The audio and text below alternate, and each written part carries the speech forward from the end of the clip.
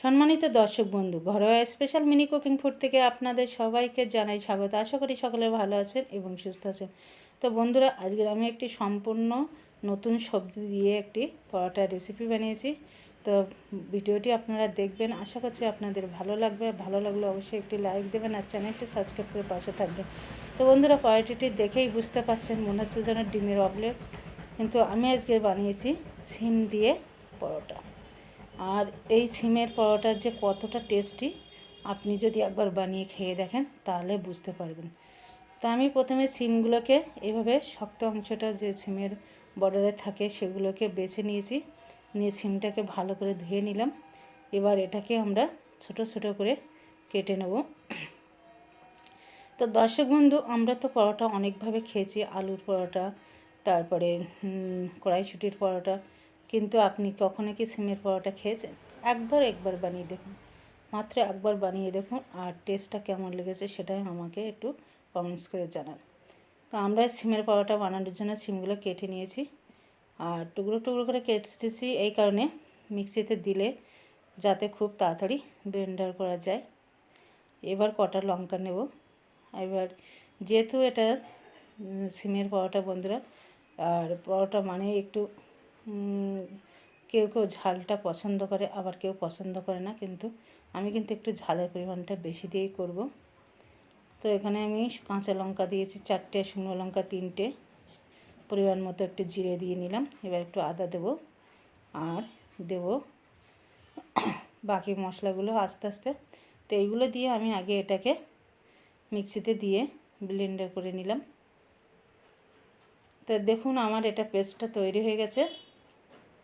এবার এটাকে আপনারা জ্বালিয়ে নিতে পারেন বা কাঁচাও এটাকে অ্যাড করতে পারেন। তো আমি আগে স্বাদ মতো লবণ দিয়েছি, তারপরে হলুদ, আর এবার দিচ্ছি আটা।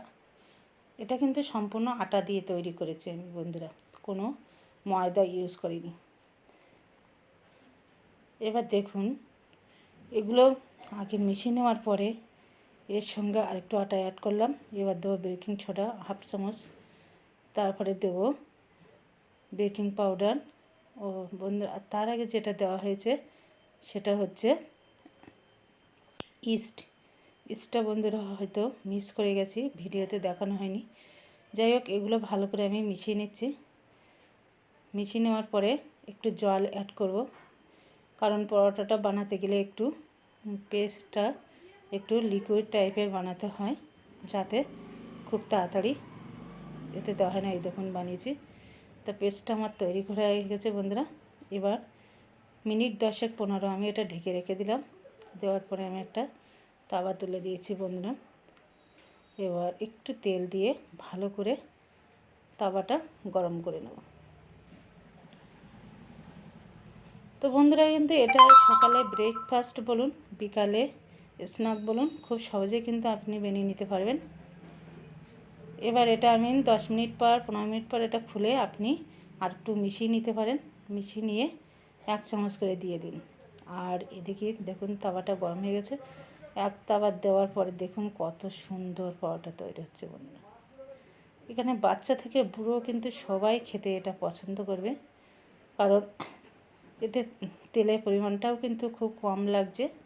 কারণ আমরা সাধারণত আমরা এখন যে অবস্থায় যে পরিবেশে আছি, আমরা কিন্তু তেলটা যতটাই অ্যাভয়েড করে থাকা যায় ততটাই কিন্তু নিজেদের শরীরের পক্ষে ভালো।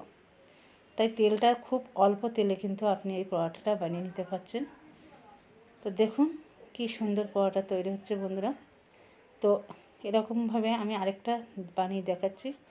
সামান্য পরিমাণ তেল দিয়ে দেখুন কত সুন্দর পরোটা।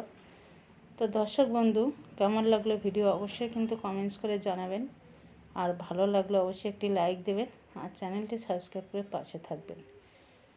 তো বন্ধুরা, একদম নিখরচায় বলা যায় আপনি কিন্তু বাড়িতে এরকম সিমের পরোটা তৈরি করতে পারেন, ভিন্ন স্বাদের পরোটা।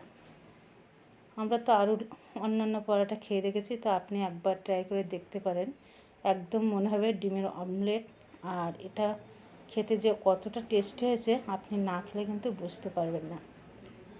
যাই হোক বন্ধুরা, তো আজকের ভিডিও এই পর্যন্ত। দেখা হচ্ছে আমাদের অন্য কোনো ভিডিওতে। তো সকলে ভালো থাকবেন। সম্পূর্ণ ভিডিওটি দেখার জন্য সকলকে অসংখ্য ধন্যবাদ। আর এইভাবে আমার পাশে থাকার জন্য আপনাদের আরেকবার ধন্যবাদ জানাই। আজ এই পর্যন্ত।